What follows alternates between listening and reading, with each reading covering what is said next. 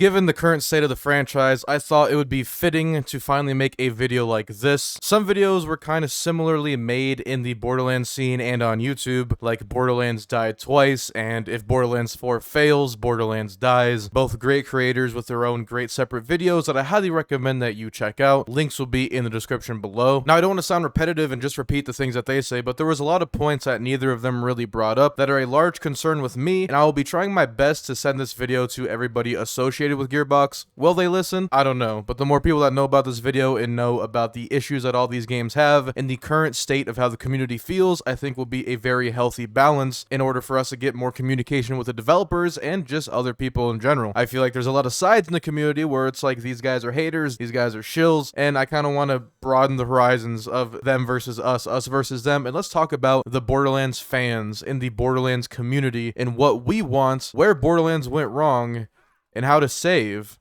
the Borderlands franchise.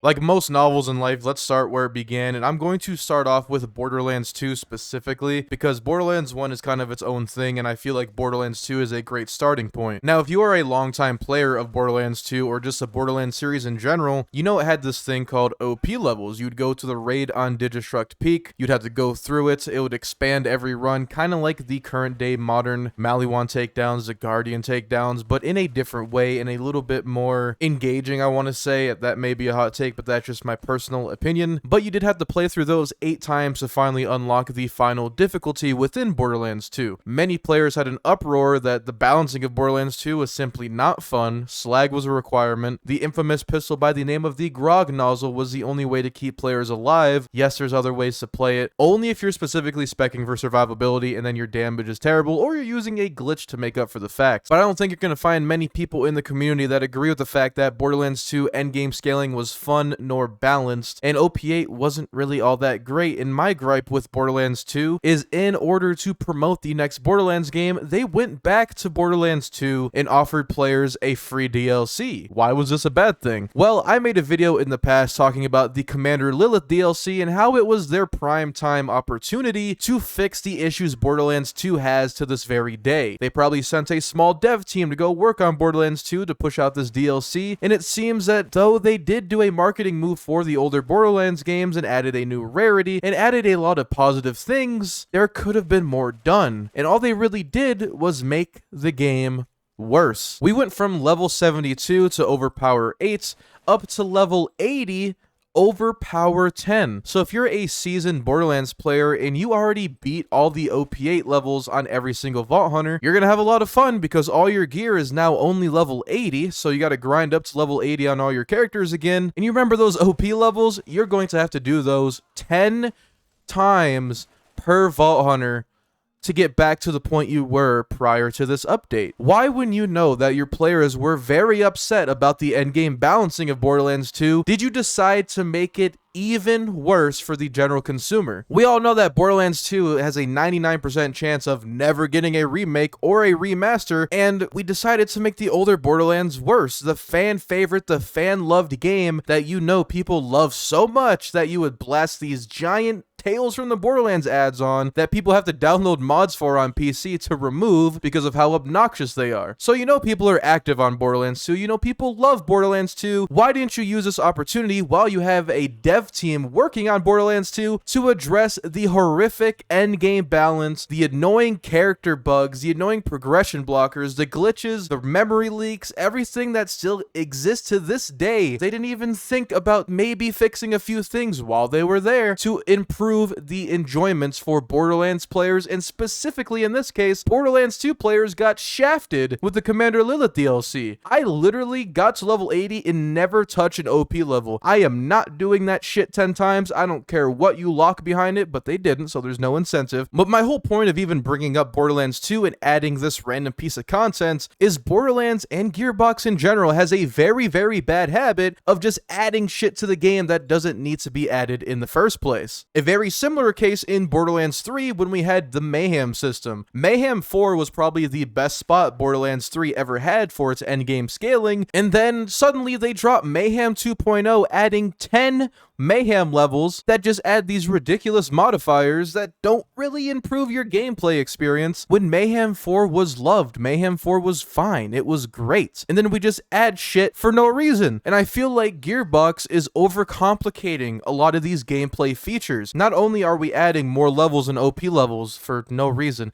not only are we adding the more mayhem levels and mayhem modifiers for no reason, not only are we adding 100 chaos chamber levels for no reason, these things artificially prolong the gameplay cycle and the life expectancy of the Borderlands games. Nobody, at least in my experience and all the people I know love this series, like any of it. We don't like these artificial upgrades where you have to do the chaos chamber 100 times. You have to go through a random mayhem modifier 10 times for no reason. You have to do OP levels 10 times for no reason and no incentive behind it, which is absolutely ridiculous because I know they get feedback. I know they get the feedback from the creators that are associated with their creator team, and I know they get public feedback on Twitter, on YouTube, on many different things. Why do you think the forum shut down? There's a little bit too much feedback there, but I'm not going to get into that issue because there's a lot of things on why the forums got shut down. So about the overcomplication of the games with Borderlands and how they add all these artificial gear chases and grinds, why don't we look into what makes a successful looter shooter? Because there's a lot of different looter shooters out there that you hear about, everyone hypes up, and they die within a few months. Look at Suicide Kill the Justice League. It's already not looking great. We look at Outriders, very hyped, very ambitious, and within a month, literally everybody stopped playing. But we do have a few outliers when it comes to the looter shooter genre, and I want to notably point out two games, that being Destiny 2 and Warframe. Now, all financial practices aside in how much they charge for things and their item shop and their battle passes, put all those to the side and look at the core gameplay of these games. What makes these games more engaging? What makes these games more successful? And more importantly, what makes these games more desirable to play by the general public than Borderlands? Borderlands, you can argue, it's a single-player RPG. Borderlands is a looter shooter, okay? Borderlands was the original looter shooter, so I am going to compare it as such. People saying Borderlands is a single-player game is actively undermining the entire process and the entire goal for the original Borderlands game and what Borderlands stands for. Borderlands isn't Fallout. Borderlands isn't comparable to Fallout. Borderlands is a different thing than Fallout. If anything, I would compare Borderlands more to Destiny. Borderlands more to The Division. Borderlands more to Warframe. Games like that because it is a looter shooter and it follows similar formats and formulas to other games within the same genre. But the issue with Borderlands is when you're done with the game and you beat the story and you need to level up, Borderlands sends you straight back into what you just did. A lot of my friends make the joke that Borderlands players must have short-term memory loss because we are playing the same game in the same exact story with the same exact dialogue 2 to 3 times just to hit max level. And now, I get it's a little bit rude to say that, but it's kind of funny and kind of true. Why is the endgame of Borderlands playing through Borderlands? I feel like the Borderlands endgame should be very similar to many other games where you beat the story, you do some side quests, and you grow organically as the player through your side quest. Or just do it so where there is repeatable content that gives you XP. And I think Borderlands needs to learn that we don't want to play the games 3 times in a row. I'm okay with 2 times. If you want to do an initial playthrough and then the second playthrough always scales to your level, just like Ultimate Vault Hunter mode, I think that is fine. That's great. Make the second playthrough harder, change the name of the enemies, but give player incentives. Add new enemy types. Add different variations of enemies, not modifiers, variations. Add that little bit of health regen. Add the little bit bigger health pools. Give the incentive. Add specific drops locked behind the second playthrough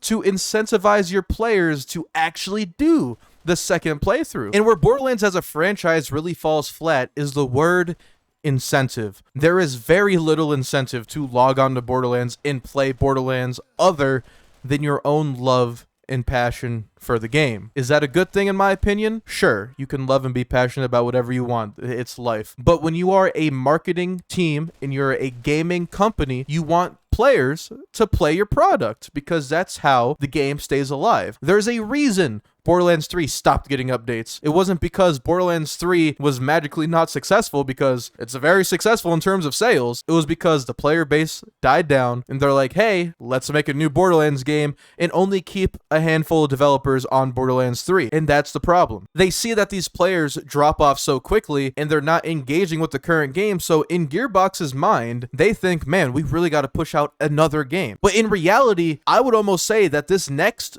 Borderlands game should be the last. And not in a bad way. I don't want the series to end. I don't want the series to die. But I do not like that we are looking to put out a Borderlands game every 2 to 4 years. I would not have a singular issue if Borderlands 4 was the last iteration in the franchise and you just actively added content to the game maybe once every 3 to 4 months. I would not mind. Many other players would not mind. Can you imagine Borderlands 4 adding a monthly raid boss? Just a random raid boss. Doesn't have to be anything extravagant. Just adding another raid boss to the area would just be little things that vastly improve the dynamic of the endgame of Borderlands. And really, endgame content is Borderlands' downfall. And I think with Borderlands 3, they experimented with the takedown system and it was pretty successful. There's many things and features within the Guardian takedown that actively were anti-fun, but we'll take a look at the Maliwan takedown because it's generally loved by the community. The Maliwan takedown was a great combination of mini bosses and a final raid boss, but then we beg the question, what makes a raid boss in Borderlands? Now, I do have to say this. No hate towards K6, whatever, but he did make a video on Borderlands 3 has 17 raid bosses, and he said that every single boss within the Proving Grounds, or the Trials rather, is classified as a raid boss, and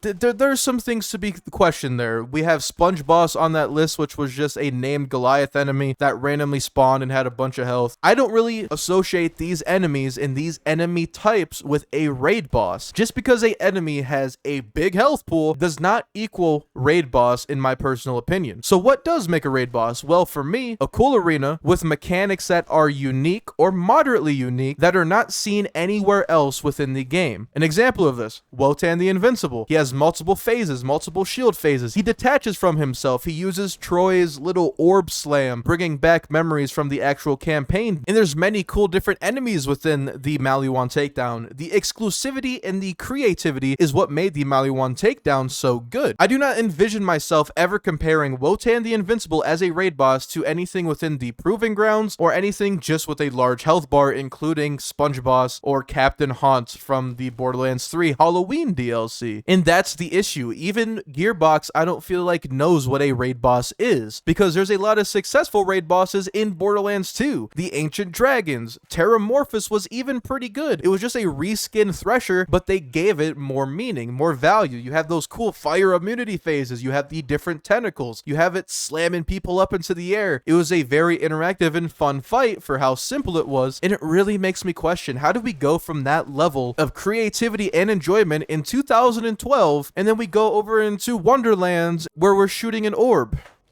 We're shooting an orb on raid bosses, and that's not very dynamic. That's not unique to me. And what makes it even worse is it feels like we're going on a backward slope. So a little bit of advice to Gearbox for a raid boss: give multiple phases to that raid boss, not immunity phases. There's a difference. Like with Wotan, when he has a few seconds of immunity before he snaps into 2, or like in the pre-sequel where Red Belly has a few seconds of immunity before he snaps into 2. Little things like that add a interesting dynamic, and you could bring a new skill set of different mechanics based on each phase, which makes the raid bosses very, very fun. If you were to ask me the best raid boss in the entire Borderlands series that Gearbox should take notes on and use this as a set example for the future of raid bosses, look at the final boss from Borderlands the pre-sequel. That is fucking flawless when it comes to a raid boss. You have the great introductory mechanics. It seems like, oh, okay, we're fighting this Vault Guardian with a cool spear. Oh, cool, it switches elements, and then you think you won. You think you beat the game. And then this big-ass motherfucker comes out of the ground, and you do all these cool mechanics. There's acid pools everywhere. You have these guardians flying around shooting at you and shit. Another phase, you have these pillars coming out from the ground and you have to avoid all the electricity. There's so many cool things with that fight, and that's what a raid boss should be. Just like Wotan with the different phases, that's what a raid boss should be. And I want more of that. And I feel like Gearbox needs to take notes and address that raid bosses were a severe thing in the Borderlands series that kept players there. Borderlands 3 was very successful, don't get me wrong, but there is a reason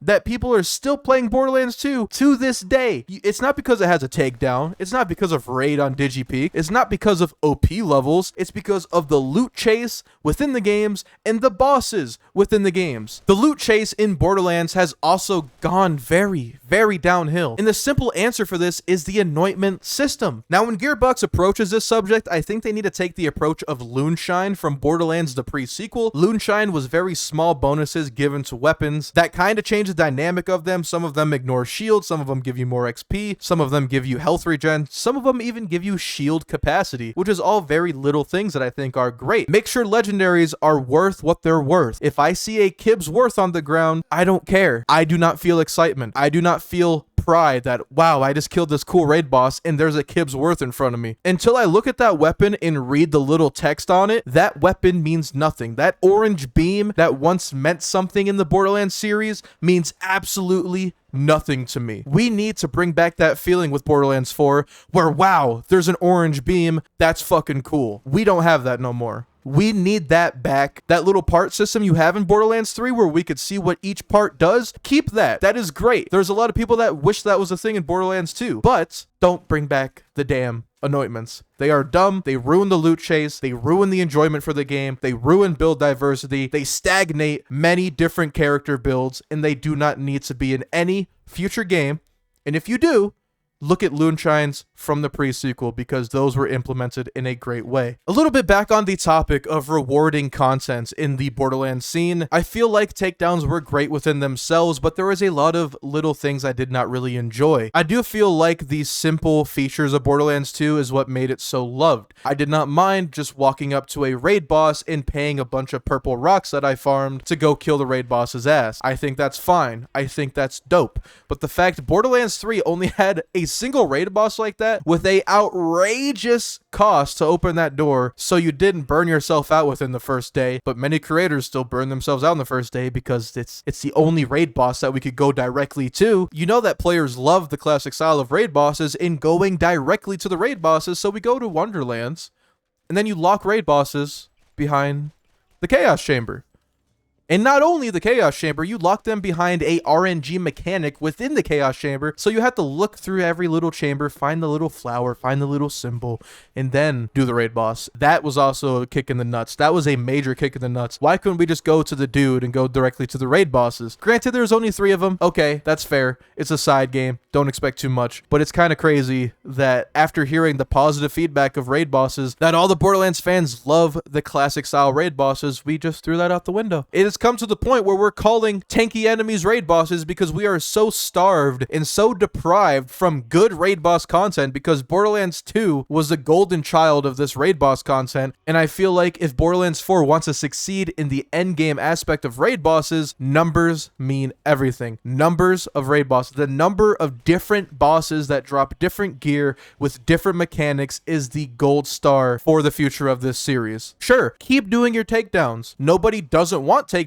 We just want more raid bosses. I don't like that in Wonderlands, I was killing story bosses for content. I don't like how in Borderlands 3, I was killing story bosses for content. Because most of the time, when you think about a raid boss in Borderlands 3, the first thing that comes to your mind is Wotan. Vermivorous was one-shottable by anyone in the game, regardless of your build, because of a badass Guardian rank called Groundbreaker, and it would just instantly one-tap him. But that's going to take us into our next segment of today's video, being badass rank, Guardian rank, and gun proficiencies within the Borderlands series. Now, which one was the best? Which one was the best out of all of them? And I'm gonna say it right here, Borderlands 1 was onto something. Rewarding your player for using a weapon type that incentivizes your own unique playstyle. And the great thing about it is if we brought that into the modern Borderlands with a toggleable, because I know a lot of challenge runs, they want to just toggle off all their bonuses, that's completely fine. But when it came to Borderlands 3, when you had all your Guardian rank perks, you didn't know what was really going on. It was either, was your build doing all this damage, or was it the 4 overpowered perks they put behind the Guardian rank? I feel like it doesn't give a unique presence to all your builds. And in my hot take, I don't think we need Guardian rank. I don't think we need badass rank. We don't need that anymore. Bring back weapon proficiencies and have players be incentivized and have players make their own decisions on what they want to do. If your friend is playing a new Vault Hunter in the next Borderlands game and he's like, you know what? I'm going to only use shotguns because I want to level up my shotgun proficiency. That adds more dynamic. That adds more replayability and that adds more content to the game with such a simple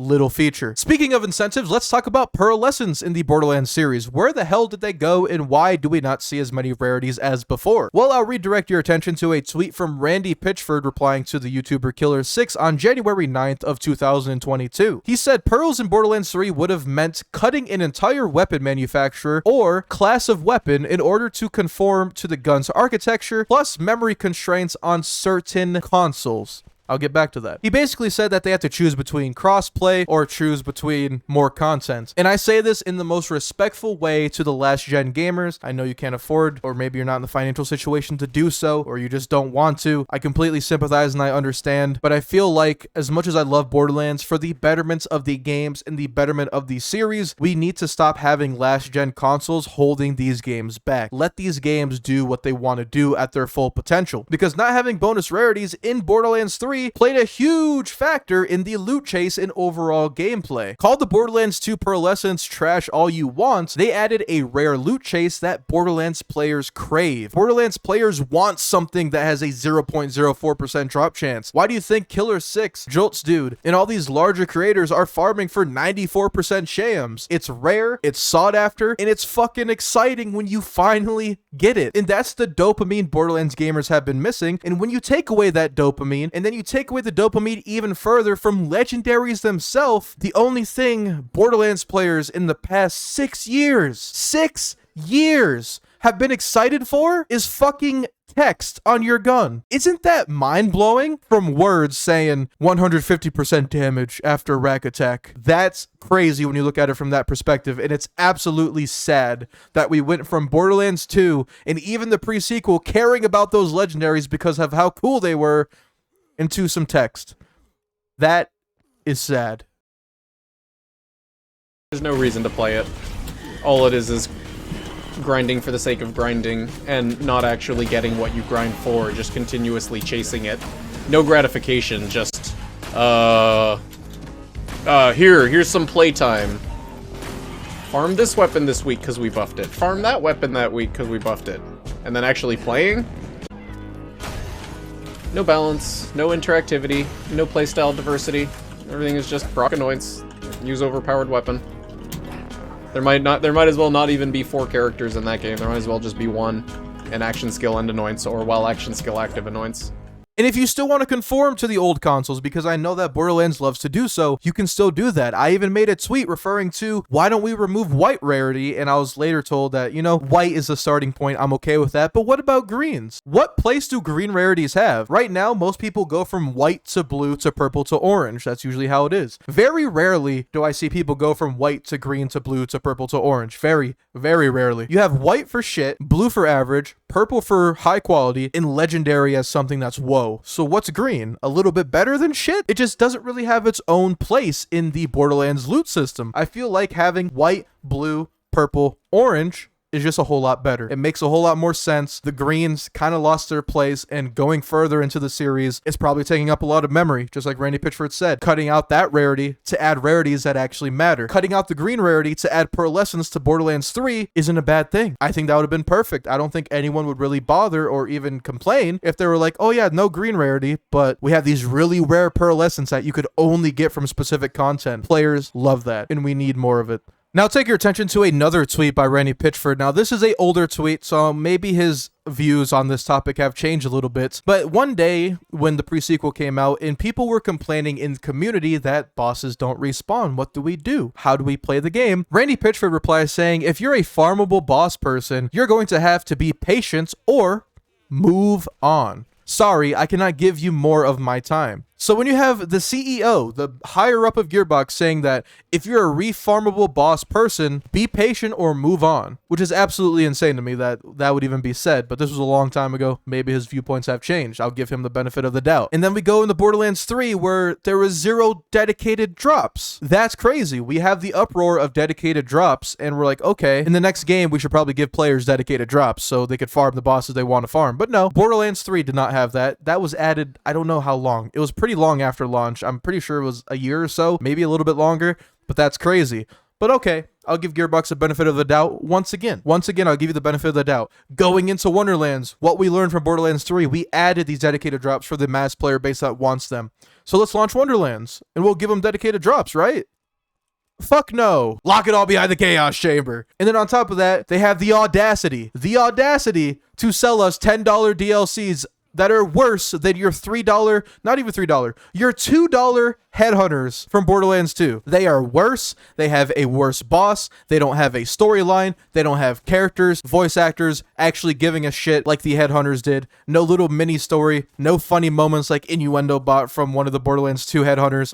My hat looks like a penis. We had none of that. We had a $10 disrespectful piece of content from Gearbox. Disrespectful. And I bring up the word respect since people are throwing this word everywhere in the community. The word, we need to respect Gearbox. We need to respect these developers. Well, damn, it's really hard for this community to respect Gearbox when they are actively disrespecting the player's time because they want you to play through 100 chaos levels.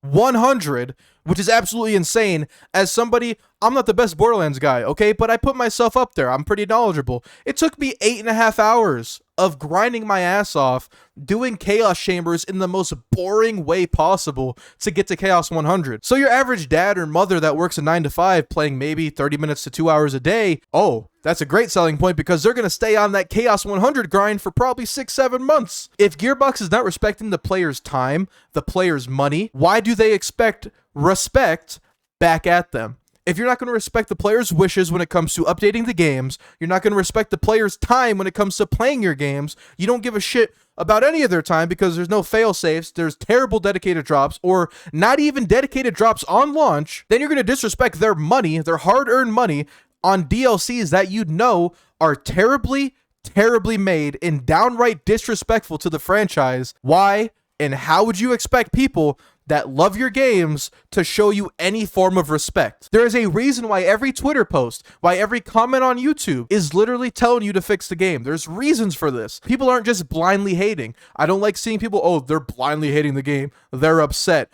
Move on. These fans don't want to move on from your game. They are staying. They are dedicated to you and this franchise as a whole, and you're actively promoting them to be pushed away by doing things that are disrespectful to the player base. And that is the main outrage in this community for the past year. It is absolutely warranted. It is warranted, in my opinion, that these players are pissed, that these players are sad, that these players don't want to play your games anymore. The last thing I'll touch on with this video is the story. The only thing with the story, man, just finish the war that was at the end of the pre-sequel. I think we need some closure with that. It can make a great story for Borderlands 4 and improve on it. I needed a video where I could finally just tell people, yo, this is how I would fix Borderlands. This is my current mindset and how I feel about the series, because I post other games on this channel, sure, but the whole reason I'm here and the whole reason I make Borderlands content is because I love this game. I fucking love this game and I love this series, and I really do not want to see it crumble more than it already has.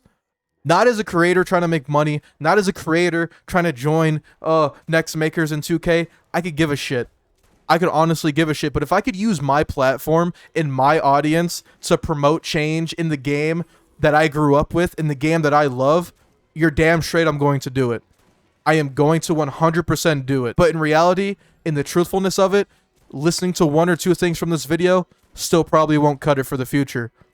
We need actual input from the community. We need them to listen to this input from the community that has been instilled in their minds for years that they actively know exists, but will not listen to it. Games thrive when the community is heard. Games thrive when the developers listen to the community.